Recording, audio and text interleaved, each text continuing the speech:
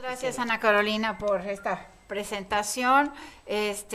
Bueno, como dijiste al final, pues ahora estoy metida en temas muy diferentes y pues me costó un poco de trabajo hacer lo que les voy a explicar el día de hoy, puesto que me obligó a recordar algunas antiguas andanzas cuando ya hacía yo historia económica, pero me pareció importante incluir dentro de este ciclo este aspecto que es poco conocido, creo yo, y que creo que es fundamental. Ojalá alguien de los asistentes se anime para realmente tomarlo como trabajo de investigación y profundizar en ello, porque creo que es de la mayor importancia y muchas veces pues no lo hemos tomado suficientemente en cuenta.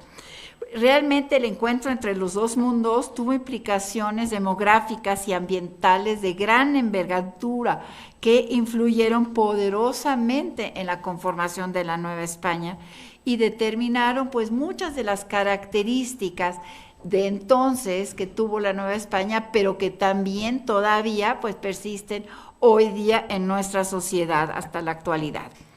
Para comprender la dimensión de estos fenómenos, cabe tener presente que el continente americano había permanecido aislado del continente euroasiático africano por espacio de unos 300 millones de años, cuando se desprendió pues del subcontinente, de lo que se ha llamado, que los científicos han llamado la Pangea.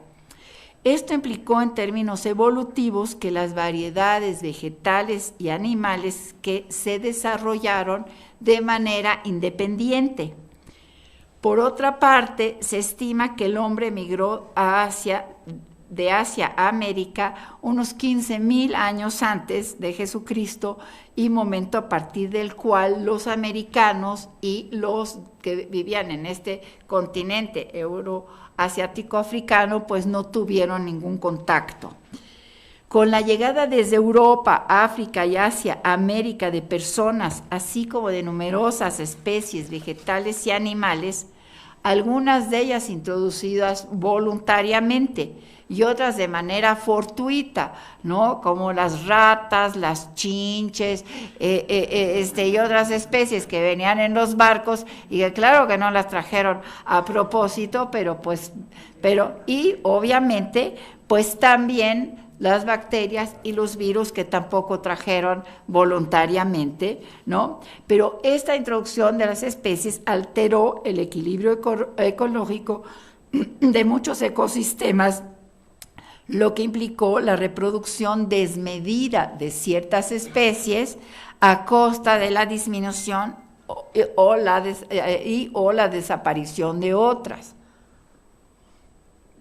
Realmente fue un gran experimento que se ha tomado en cuenta en épocas recientes, por ejemplo, con los viajes espaciales, pues ustedes recordarán que a los astronautas siempre los ponen en cuarentena un buen tiempo, justamente por pues miedo de este tipo de impactos que pues en esta ocasión se dieron sin que los pobladores de esa época pues tuvieran conciencia de ellos.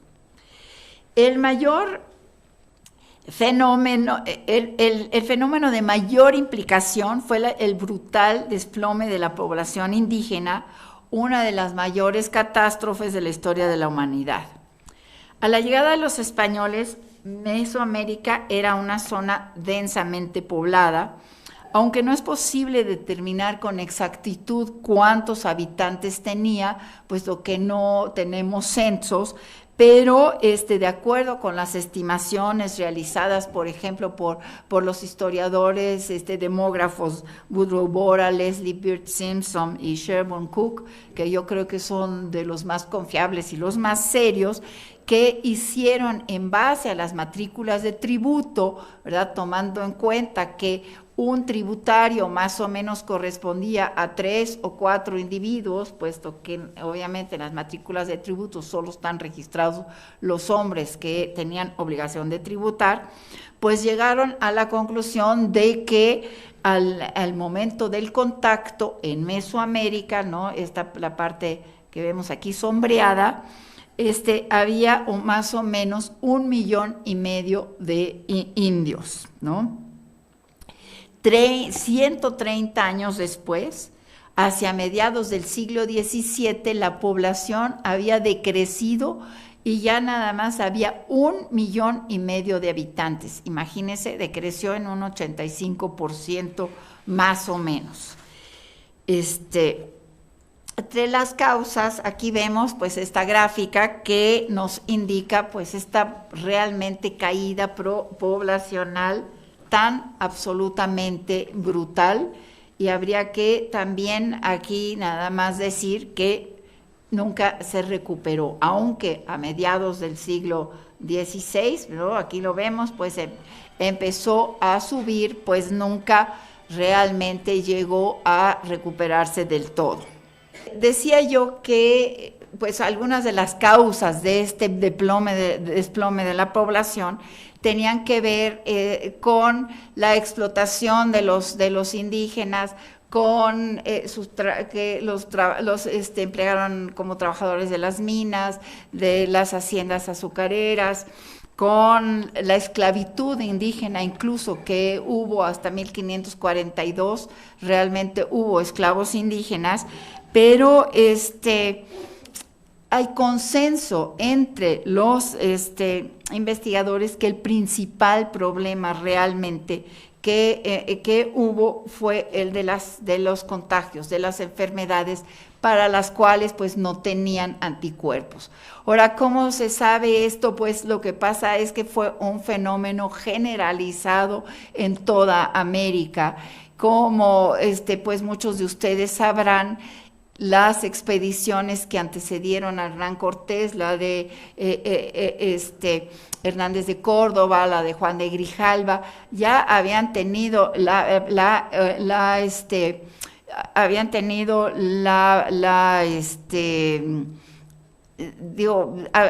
habían sido o se habían realizado con la finalidad de capturar indígenas aquí del continente para llevarlos a las islas, a las Antillas, porque allí ya se había exterminado prácticamente la población.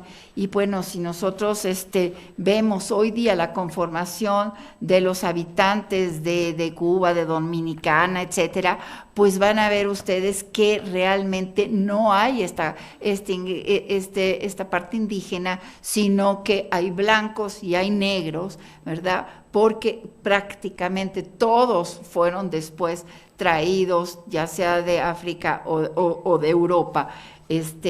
Y entonces, como realmente fue un problema que se dio en todo el continente, pues esto entonces podemos ver que también en lugares donde la explotación fue menos gravosa, pues el fenómeno fue el mismo. Realmente debe haber sido una cosa tremenda, ¿no? Motolinía, por ejemplo, explica que algunos enfermos, porque hubo épocas en que realmente se hicieron epidemias en donde el problema llegó a ser pues muy muy fuerte. Por ejemplo, en 1545 a 1547 o en 1576, 1580, realmente pues murieron cientos de miles de personas, y Motolinía dice que no había quien atendiera a los enfermos, que algunos enfermos se murieron realmente de hambre, porque no había quien les llevara comida. Y también nos dice que pues no había quien enterrar a los muertos, que entonces muchas veces lo que hicieron, que las mismas casas de los indios las derribaron arriba de los cuerpos, y que entonces las casas les sirvieron de tumbas. En 1542, con las leyes nuevas, la corona tomó cartas en el asunto respecto a este problema y pues tal vez no por razones humanitarias, sino que más bien por razones prácticas, ¿verdad? Que tierras sin quien las trabaje pues no servían de nada, y realmente hicieron una legislación en la cual se prohibía la sobreexplotación de los indios y se prohibía la explotación de los indios, por ejemplo, en las minas, en los ingenios azucareros, y pues raíz de esto, pues se estabilizó un poco esta caída poblacional, por lo menos en la Nueva España sí subsistió una población indígena importante que además siempre fue mayoritaria, siempre fue mayor que la población española y que pues no se acabó del todo, aunque pues los problemas siguieron y como decía yo, pues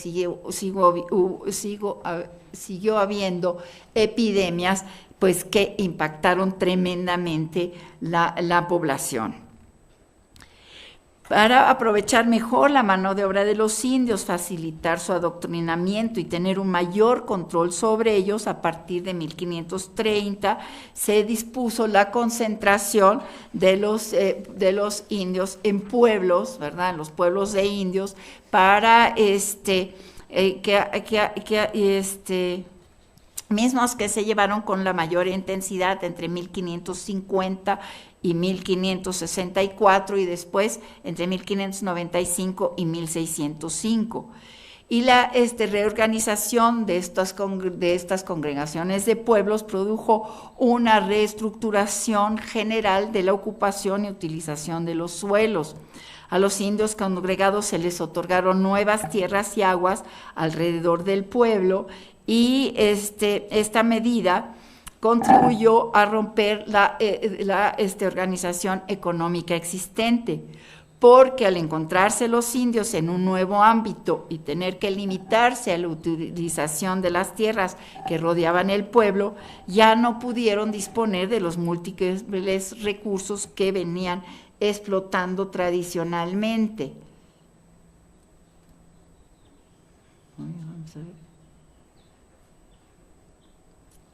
Aquí vemos, por ejemplo, cómo a los pueblos se les concedió un fondo legal que podían utilizar como tierras comunes de común uso, pero pues muchas tierras a raíz de esta problemática realmente quedaron completamente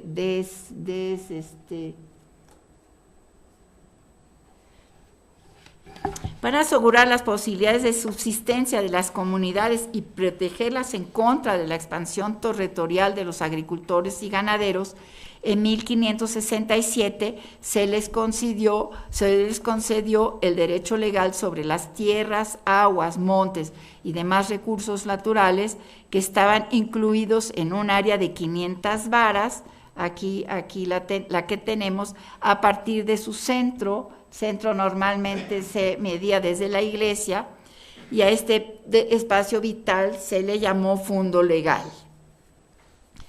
Las tierras otorgadas a los pueblos se distribuyeron de la siguiente forma. Una parte se destinaba para las casas, huertos y solares de los pobladores, y otra se reservaba para los ejidos y áreas agrícolas y ganaderas de explotación común.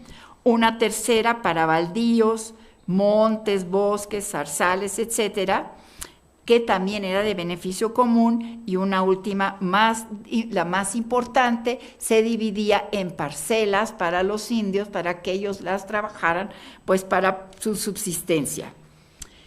Desde luego que también la población blanca resultó afectada con la disminución de la población indígena, puesto que no había suficiente comida,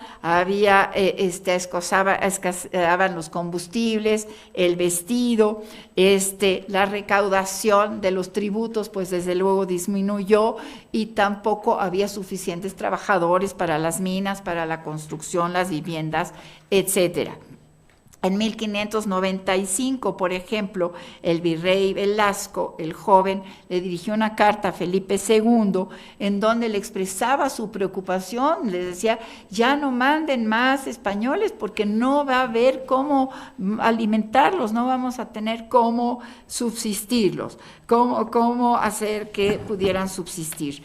Bueno, algunas medidas como las tomadas por el virrey Enríquez en 1578, pues contribuyeron a estabilizar lo de los alimentos. Se fundaron las alhóndigas y se reglamentó pues la distribución y la venta y consumo de los cereales. La inmigración de europeos muestra una curva demográfica completamente diferente a los de los indios, ya que obedece a un crecimiento sostenido, como podemos ver en esta gráfica.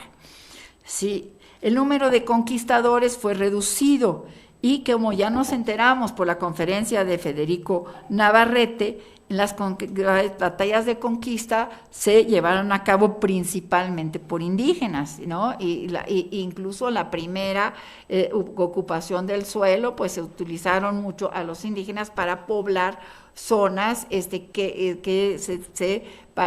zonas que ya se quería realmente tomar posesión de ellas. Sin embargo,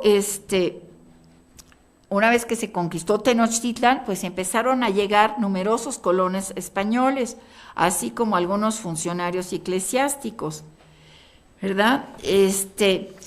Vemos, por ejemplo, en esta gráfica, cómo fue creciendo la población. Ustedes pueden ver que en 1570, pues había 63,000 españoles, el 90% viviendo en el centro de México. Son interesantes estos porcentajes porque vamos viendo cómo casi siempre la mayor parte de los españoles se quedó en el centro de México y después también en las ciudades españolas. Por esta razón, hoy día la influencia de la cultura europea pues es muchísimo más sensible en las ciudades que en algunos pueblos, ¿no? Esto hay que tenerlo también en cuenta y proyectarlo hasta nuestros días.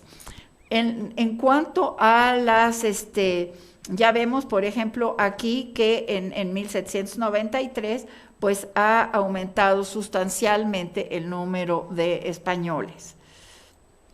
Los vecinos divididos por diócesis, pues otra vez esta centralización que pues vivimos hasta la actualidad. Ojalá que no fuera así, ojalá que nuestra ciudad fuera un poco más pequeña y hubiera un mayor equilibrio con otras ciudades, pero pues esta centralización se ve claramente desde esta época.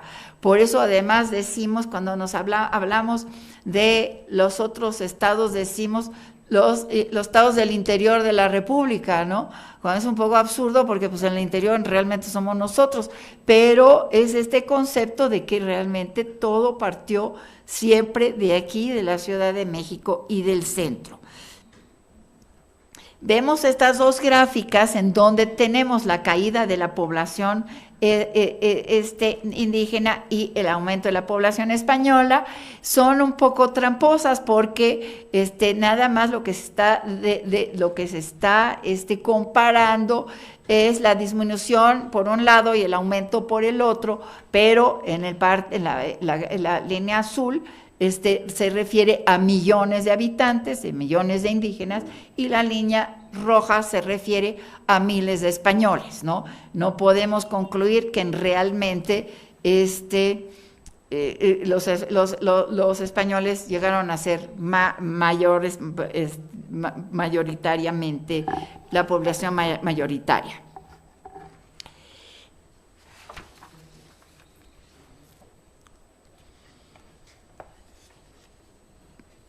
Ahora, el crecimiento poblacional de los blancos fue crucial para el desarrollo del naciente reino americano, como detallaré más adelante. Digo, aparte de los cargos gubernamentales y eclesiásticos que ocuparon, de las aportaciones culturales y artísticas, que son muy conocidas, solo quisiera yo destacar que al hablar de españoles o de blancos es una manera de agrupar a las personas que provenían de regiones muy diversas, con particularidades culturales e idiomáticas. No era lo mismo un andaluz que un gallego o que un extremeño o que un catalán, ¿verdad?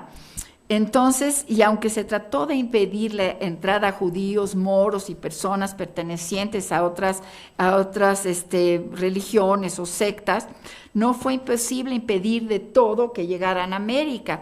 Y sabemos que pues hubo personas con credos diferentes, aunque ellos pues, claramente lo tenían que ocultar. Tampoco el mundo de los indios era igual. A veces pensamos en términos los españoles, los dominadores, los ricos, y todos iguales, y por el otro lado, pues también los indios, los equiparamos, y también entre la población indígena, pues había grandes diferencias, y a partir de su decrecimiento, pues siempre fueron la población mayoritaria, ¿no? El punto más bajo, cuando la curva llegó a su punto más bajo, los españoles apenas sumaban 125,000 habitantes, es decir, eran la octava parte de los indígenas, ¿no? Y además la importancia social y económica de los indios siguió siendo muy grande, ¿no? Ellos siguieron básicamente administrando y gobernando los pueblos de indios, siguieron atendiendo la justicia en primera instancia en esos pueblos, la economía básicamente siguió estando en sus manos, y pues también había muchas diferencias sociales. Les traje pues esta hermosa pintura, porque pues aunque está idealizada seguramente como muchas de estas pinturas, pero pues vemos una boda indígena en donde pues estos son los novios, vean ustedes qué ricamente ataviados están, y los padrinos pues son españoles, ¿no? Poquito el mundo al revés, como a veces nos lo imaginamos, pero realmente mi intención pues es un poco que nos abramos los ojos y veamos pues que no era un mundo tan uniforme como a veces queremos pensarlo. El tercer ingrediente, desde luego, fueron los esclavos africanos, y los que llegaron de África, que pues fueron muy numerosos. También esto es algo que se desconoce, no sabemos realmente cuántos llegaron. Hay cálculos por Aguirre Beltrán, por ejemplo, Gonzalo Aguirre Beltrán, que pues lo calculó en base a los registros de las embarcaciones, de las de los registros que había, por ejemplo, en las haciendas azucareras o en las minas, ¿no? En los inventarios que aparecen, como eran tomados como muebles, se inventariaban como el ganado, ¿no? Entonces dicen todas sus características, y bueno, para los investigadores, pues estas son buenas referencias para poder tener una idea, ¿no?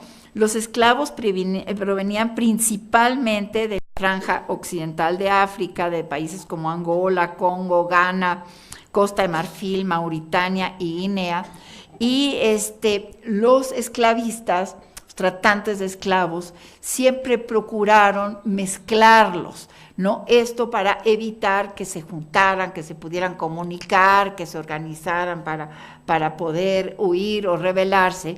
Entonces trataban siempre de mezclarlos, y pues esta es una de las razones por las cuales los elementos africanos no están tan presentes en nuestra cultura. Sí los hay, pero no están tan presentes porque normalmente los africanos pues se entendieron en castellano y adaptaron la cultura española, puesto que estaban pues aislados de otras personas, pues de sus mismas razas, de sus mismas lenguas, de sus mismos orígenes. Al principio, como decía yo, había esclavos indígenas y entonces no fue necesario introducir los negros, pero a partir de 1542, cuando se prohíbe precisamente que se utilice indios,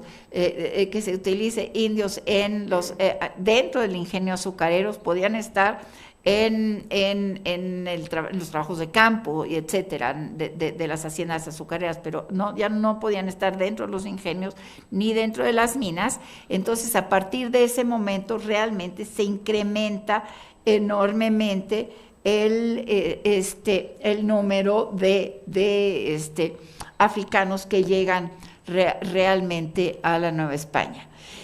Si vemos las cifras de Aguirre Beltrán, pues parece incluso que en algún momento llegaron más negros que españoles. Yo lo pondría un poco en duda porque las cifras que da él para los españoles pues no casan con las que dan Bora y Simpson, etcétera, de la población española. Pero pues de todas formas, si ustedes ven ya hacia la tercera, la cuarta, iniciando el último tercio del siglo XVI, pues ya tenemos 18.500 habitantes africanos, pues en esta gráfica que procede del libro de Aguirre Beltrán. El incremento aquí vemos en 1646, pues ya contamos con 35,000 habitantes. Por ejemplo, en 1553, don Luis de Velasco informó a Felipe II que habían pasado más de 20,000 habitantes de 1,000 esclavos africanos a la Nueva España.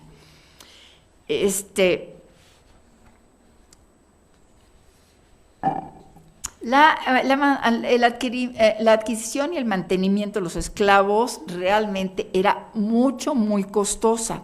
Imagínense ustedes, por ejemplo, a mediados del siglo XVII, un hombre adulto costaba alrededor de entre 200 y 300 pesos, ¿no? Si realmente tenía ya alguna preparación, como ser maestro de azúcar, por ejemplo, que era el principal que trabajaba en los ingenios azucareros, podía llegar a costar hasta 300, 350 pesos. Claro está que estuviera en la mejor edad, que era entre los 18 y los 25 años, ¿no?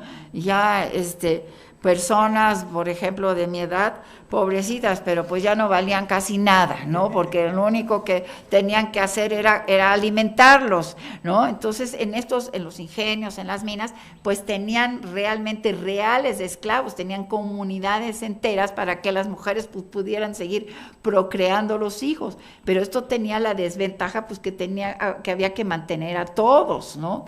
Y entonces, ¿quiénes eran? Les decía yo, 300 pesos era algo muy caro, un caballo podía costar 3 pesos, ¿no? Y fíjense, 300 pesos era lo que se daba de dotes en los conventos de monjas, y se suponía que con la inversión de esa cantidad, la monja iba a vivir para toda su vida, ¿no? Entonces, imagínense lo que realmente eran 300 pesos. Había quienes realmente se endeudaban por toda su vida para poder pagarle la dote a la hija que pudiera ingresar al convento. Entonces, esto significó que no eran rentables, además era muy vulnerable, era una, digamos, fuerza de trabajo muy vulnerable, porque, pues sí, claro, muchas veces lograban escaparse, ¿no? ¿Y quiénes eran los que se escapaban? Pues los que más valían, pues los más chavos, diríamos hoy día, ¿no? Eran los que se escapaban, pues eran los más fuertes, los que tenían más energía, los que daban más rebeldía. Una persona ya grande, pues no se iba a escapar. Entonces, a lo mejor una persona que tuviera esclavos, pues se quedaba con los menos productivos y los tenía que mantenerlos. Eso sí, no eran de su propiedad, pero había dos cosas: que podía hacer con ellos prácticamente lo que quisiera, pero tenía dos obligaciones. Una era mantenerlos y otra que pudiera tener educación religiosa. Eso era de cajón. Entonces los podían, dado que tenía estas dificultades la esclavitud, pues ya a partir de mediados del siglo XVIII ya no se introdujeron esclavos negros, ya con la recuperación de la población, y sobre todo de población mestiza y mulata, pues ya había suficiente disponibilidad de trabajadores y era mucho mejor contratar un asalariado, que el día que ya no le funciona a uno, pues lo despide uno y no tiene uno ya mayor obligación con él que en el caso de los esclavos. Bueno, pues todo este panorama demográfico pues llevó realmente a un mestizaje pues muy importante, que se da desde el siglo XVI, desde la llegada de los españoles. Hay que pensar que cada uno de los grupos, de los diferentes grupos, pues está interesado en buscar pareja en otros grupos. En el caso de los españoles, la mayoría de los inmigrantes que llegaron eran hombres. Entonces, forzosamente, pues algunos lograban pescar a una chica criolla, ¿verdad?, con la que se podía casar, pero pues la mayoría tenía que buscar pareja entre las indias o las negras, ¿no? Voy a pasar una serie de estas obras de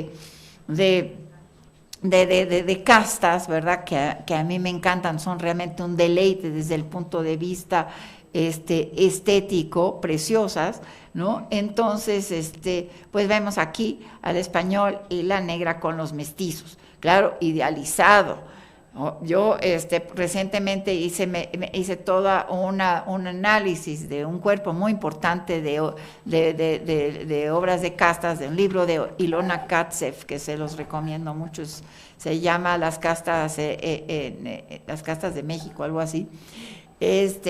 Y bueno, los padres en la Nueva España trataban de maravilla a los hijos, ¿eh? No hay una sola pintura en donde uno ve que el papá le está jalando las orejas o le está dando una nalgada, ¿no? Entonces, obviamente, lo digo en forma irónica, seguramente, como en todas las épocas, pues había papás que eran bastante estrictos, y seguramente en aquel entonces más que hoy día, pero hay una cierta idealización, y también podemos pensar que no todos se vestían tan lindos como aparecen en los cuadros de casta, pero es una realidad. Y una cosa muy bonita, una reflexión reciente que se sale un poquito del tema de hoy, pero que sí se las quiero hacer, es que hay realmente una aceptación de esa situación, hay una enaltecimiento del mestizaje en el siglo XVIII.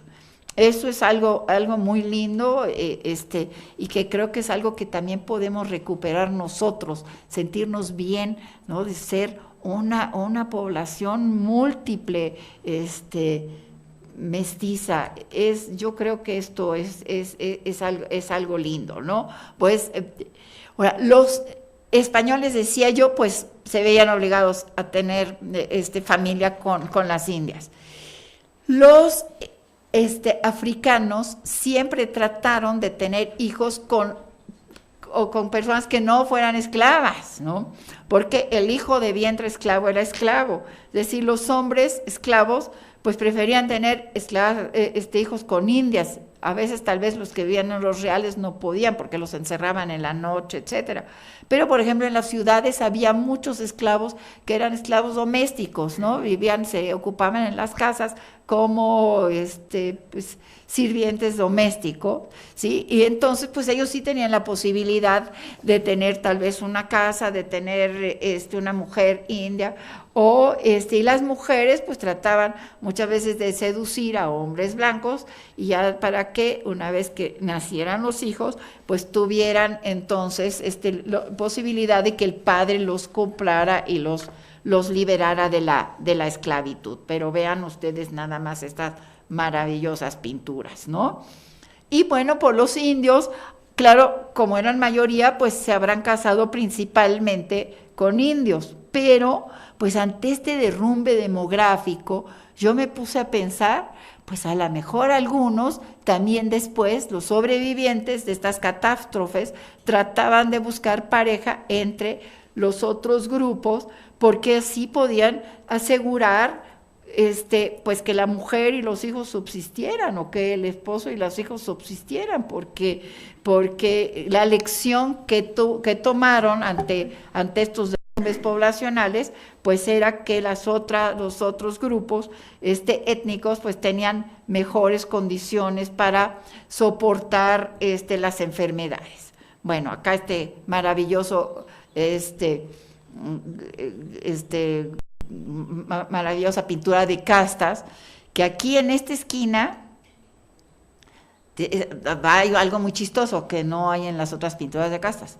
Dice, de español con española, ¿qué creen que es el resultado?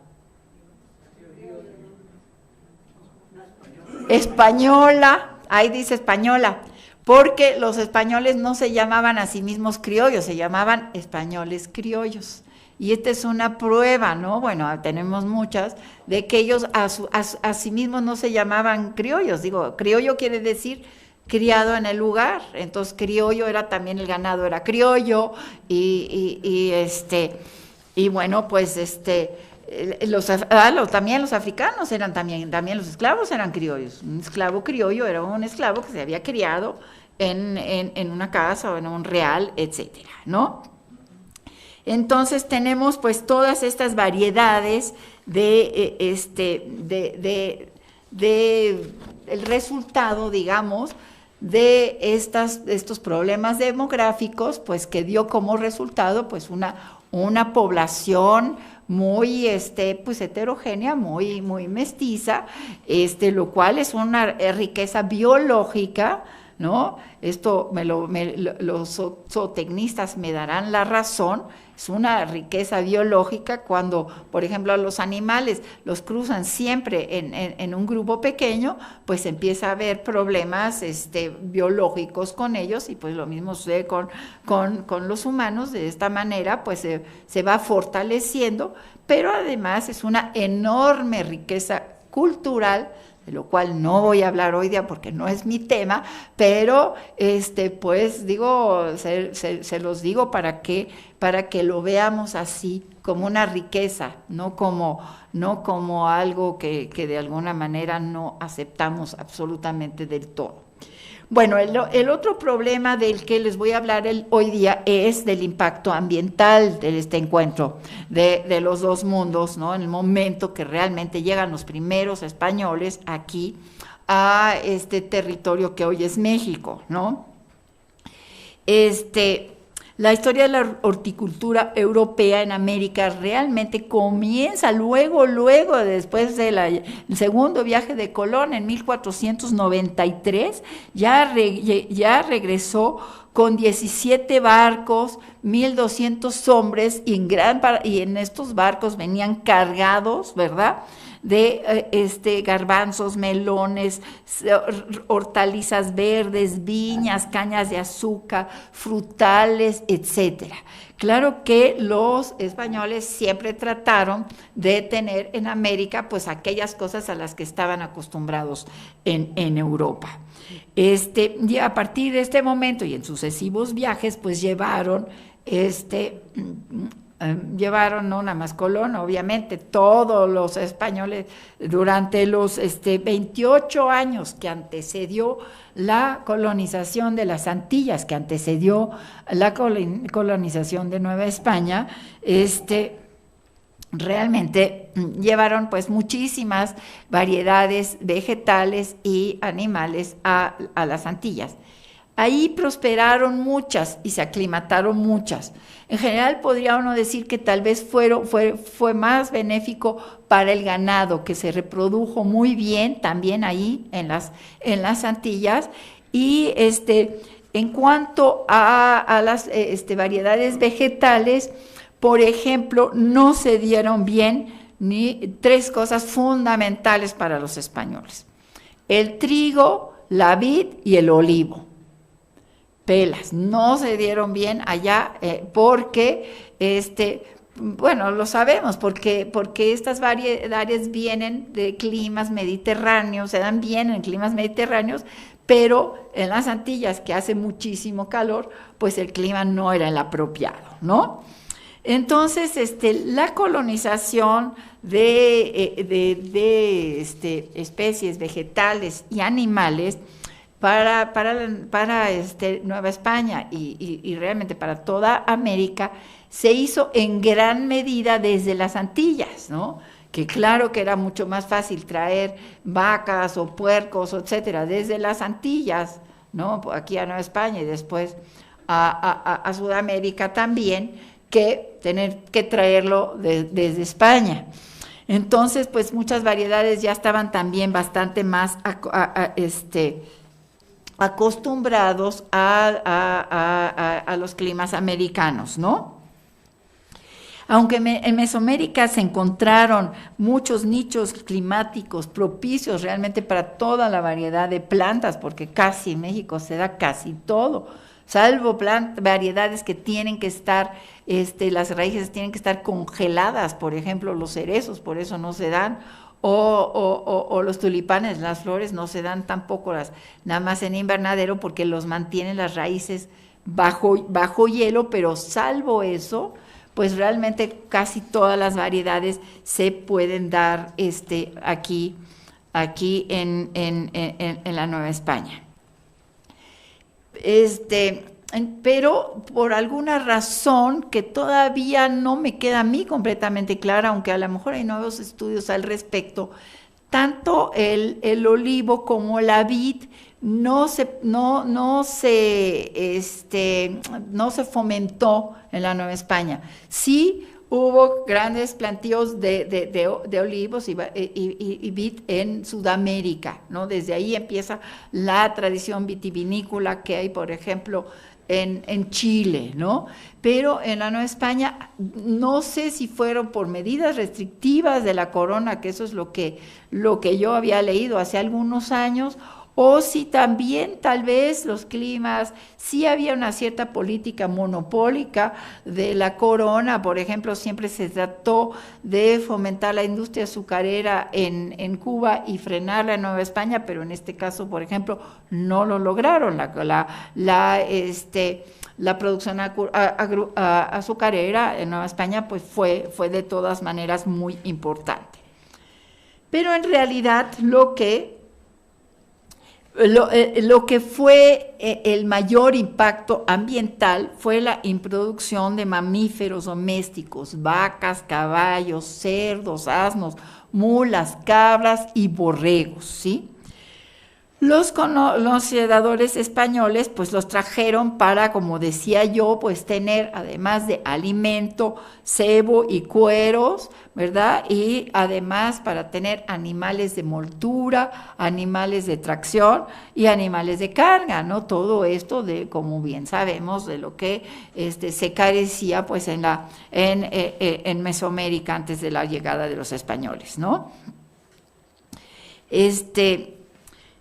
Según Narciso Barrera Barzols, fue en Veracruz donde arribaron las primeras reses de la Nueva España. El primero que parece que las introdujo fue un señor que se llamaba Gregorio de Villalobos. Estas primeros pues se convirtieron en los ancestros de los hatos que después pues poblaron las regiones del centro y el norte de la Nueva España. Durante los inicios de la vida colonial, como era costumbre en España, los pastos, y dentro de los cuales también se incluían todos los terrenos baldíos, eran de uso común. Así se usaba en la Edad Media en España, ¿sí? Esto quiere decir que el ganado podía usarlos como pastizales libremente, e incluso, y que los dueños de esos terrenos pues no lo podían evitar, ¿no? Se metían cuando ya se había cultivado un terreno, por ejemplo, de trigo, se podían meter a comerse los rastrojos, estaba permitido, ¿sí? Entonces, al principio también esta práctica del uso común de las tierras de pastoreo, pues se introdujo en la Nueva España. Esto tuvo varias consecuencias, y la más severa fue la reproducción desmedida e incontrolada del ganado, ¿sí? Gracias a la disponibilidad de pastos vírgenes, de las tierras de cultivo abandonadas por los indígenas que se murieron, que dejaron muchas parcelas libres, ¿sí? Bueno, el ganado se multiplicó de una manera completamente desmedida y desordenada. Conformaban hatos, ¿verdad?, que andaban silvestres por los campos y claro, pues se comían lo que encontraban. Esto dio, el crecimiento de los animales fue inversamente proporcional al derrumbe demográfico de los indios, ¿sí? Con base en las cifras de Simpson, hacia 1620, en el centro de la Nueva España, había alrededor de 1.300.000 reses y 8 millones de borregos, es decir, mucho más cabezas de ganado que indios, ¿no? Y bueno, en general que población. Es una locura, debe haber sido una verdadera locura, ¿no? Vamos, en términos de 100 años, ¿no? Se reprodujo tan estrepitosamente, que, pues sí, por ejemplo, Karl Butzer calcula que a partir del análisis de 10.000 Mercedes, un total de bovinos que varía entre 1,5 millones y 2 millones, ocupaban un área estimada de 150.000 kilómetros cuadrados. Es decir, una verdadera locura. Esto obviamente causó problemas con los agricultores, españoles, que ya empezaron a obtener bastante pronto, de esto voy a hablar en un momento, parcelas para tener labores agrícolas, y también pues con los indígenas, con los campos de cultivo de los indios. Este mapa, ¿verdad?, por ejemplo, que se refiere al pueblo de San Lorenzo, Sinacantepec, en Ixtlahuaca, está, aquí vemos esta cerca, ¿no? Tuvieron que construir una cerca para evitar que los ganados se metieran a sus milpas. Estas son las milpas, ¿no? Realmente era un problema muy serio. Y aquí la discusión es quién tenía que mantener esa barda o cerca, ¿no? Los del pueblo dicen, bueno, nosotros estamos manteniendo la parte que nos corresponde, las que está de nuestro lado, pero ustedes mantengan la otra parte, porque ya hay huecos en la barda y pues en una de estas se nos vuelve a meter pues todas estas realmente manadas que nos están afectando.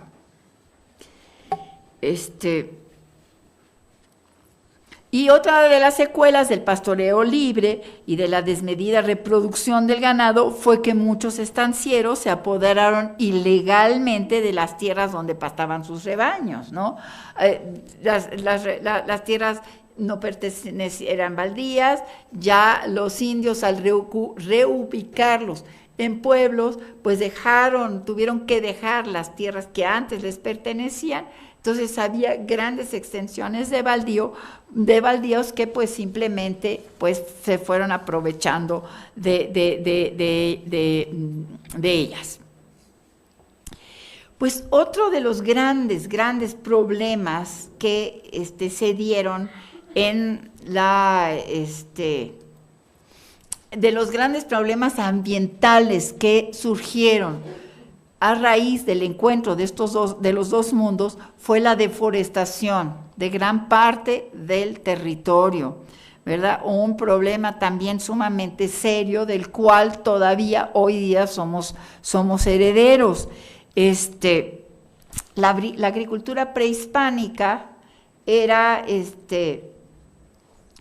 lo que se llama de cultivos intensivos, ¿sí? Es decir, en extensiones de tierra relativamente pequeña se lograban cultivos de gran rendimiento. Parece ser que las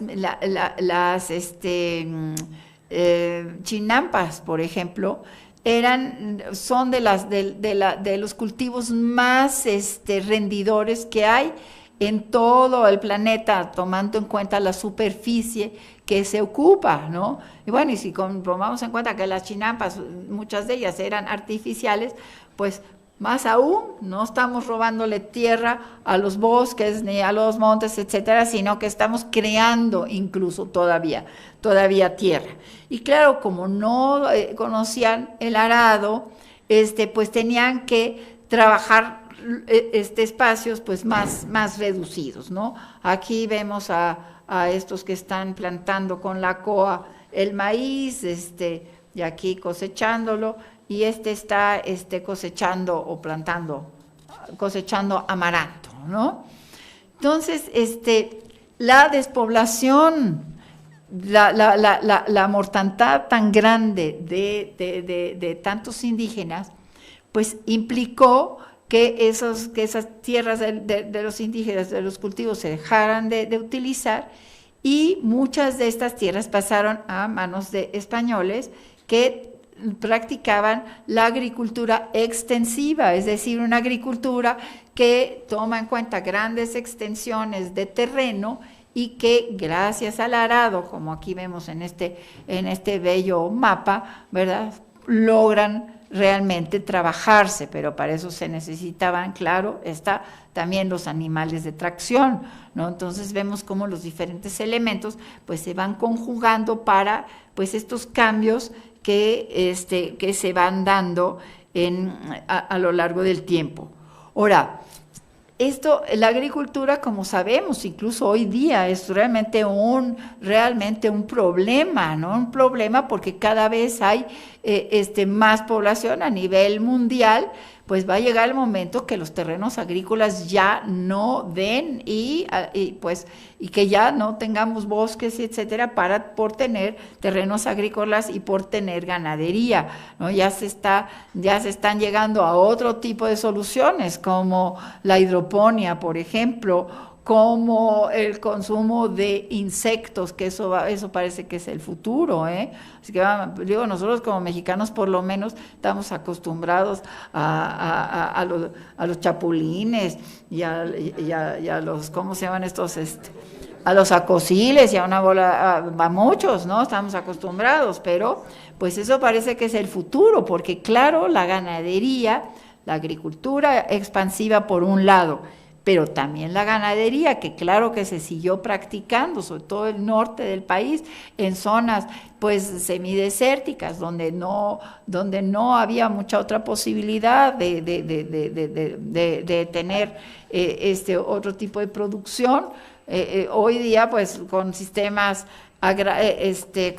hidráulicos muy sofisticados, pues sí, incluso por ejemplo en Israel, pues el desierto se ha logrado hacer productivo, pero pues en aquella época sí sucedió eso también. El Bajío primero fue un área ganadera, pero después, ya en el siglo XVIII, hicieron obras hidráulicas importantes y lo convirtieron en zonas agrícolas y expulsaron el ganado pues hacia las costas y hacia el norte, ¿no? Pero agricultura y ganadería que siguió existiendo en la Nueva España, aunque en algo menor medida, perdón,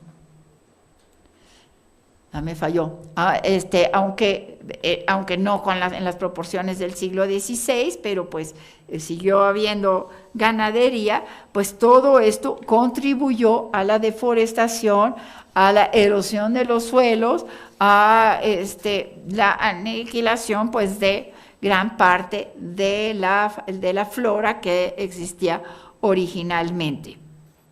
Otro aspecto que contribuyó pues enormemente a la deforestación fue la construcción, ¿no? En el siglo XVI hubo un furor constructivo y había los elementos, porque por un lado estaba la fuerza de trabajo de las encomiendas, que al principio tenían los encomendados que dar fuerza de trabajo gratuita, y pues estaban muchos materiales de pirámides, de edificios prehispánicos que se derrumbaron.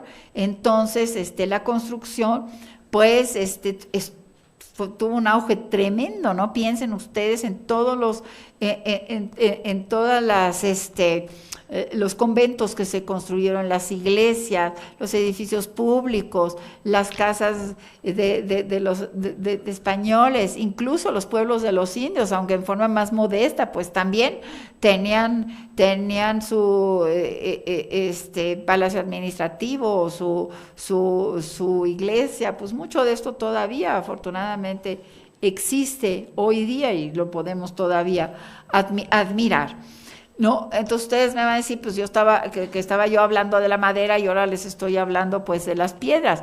Sí, pero es que en la construcción también intervenía muchísima madera en los cimientos, en los techumbres.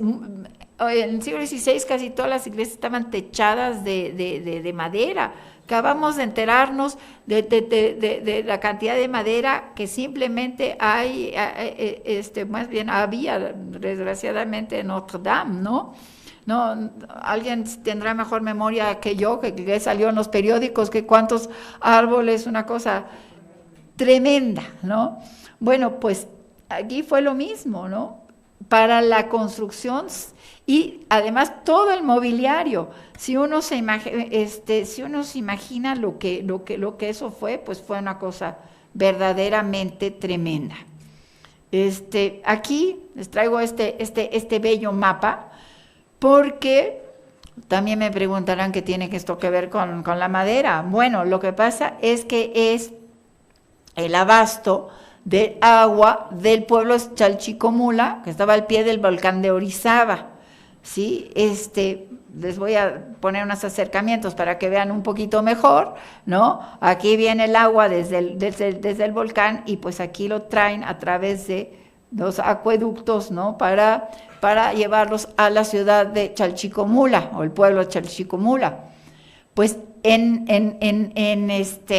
la descripción de este mapa dice, hay un pleito entre un hacendado que también quiere agua y no le dan agua a los del pueblo, y los del pueblo pues necesitan el agua, y entonces el hacendado se ofrece en sustituir todos los caños de madera para que le den chance a tomar agua. Entonces dije, pues esos caños eran de madera, ¿no? Uno los ve y dice uno, bueno, pues ¿como de qué serían?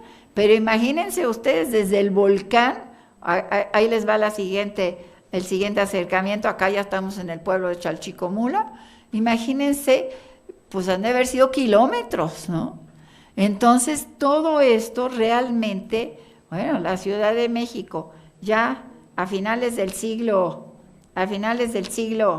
XVII, ¿no? En esta famosísima pintura de Villalpando, pues vemos que estaba llena de edificios. Todo eso implicó madera, madera y madera. Pero lo más tremendo fue la utilización de madera como combustible. Claro, en las casas se cocinaba con madera, en todas las casas, pero bueno, esto tal vez era pues relativamente poco, ¿no? En las minas, aquí vemos una pintura de Eugenio Landesio de Real del Monte, y pues aquí vemos las chimeneas, ¿no? Pues ahí para fundir el material, ¿con qué se fundía? Pues con madera, ¿no? Por eso vemos que pues gran parte de las zonas de México pues están áridas, por ejemplo el mezquital, etcétera, pues porque la deforestación pues fue algo brutal. Los ingenios azucareros, miren, este ingenio de Colón, también otra pintura de Eugenio Landesio, aquí están las chimeneas, él no las pintó en acción, pero las chimeneas estaban en acción todos los días del año, eso se los puedo asegurar, entonces pues todo esto, un trapiche, ¿no? Aquí la fuerza motriz eran animales, pero ustedes ven que el techo es de madera, que las vigas son de madera, que toda la estructura es de madera, etcétera, etcétera, etcétera. Pues una triste vista de Zacatecas, sí, de los alrededores, pues que vean ustedes cómo está esto, ¿no? Y si vamos hoy día, pues sí, vemos cerros pelones, porque, claro está, la deforestación, pues sí, fue un problema, pues muy, muy serio, que, pues, lamentablemente, pues vino con pues, este encuentro de los dos mundos. Y claro está, pues, tuvo que haber una reorganización total, pues de toda una redistribución de las tierras, ¿verdad? Y pues también la introducción de nuevos cultivos, como por ejemplo el trigo, como por ejemplo el azúcar, pues también trajo cambios ecológicos y climáticos que pues influyeron en distintas zonas. Ya no voy a extenderme en este tema, pero pues también obviamente todas estas nuevas variedades pues desplazaron otras variedades, por ejemplo el algodón que se plantaba mucho en el centro, pues quedó de alguna manera relegado, puesto que pues esas tierras fueron sustituidas por campos de trigo, después también de maíz y finalmente también de azúcar. Pues muchas gracias.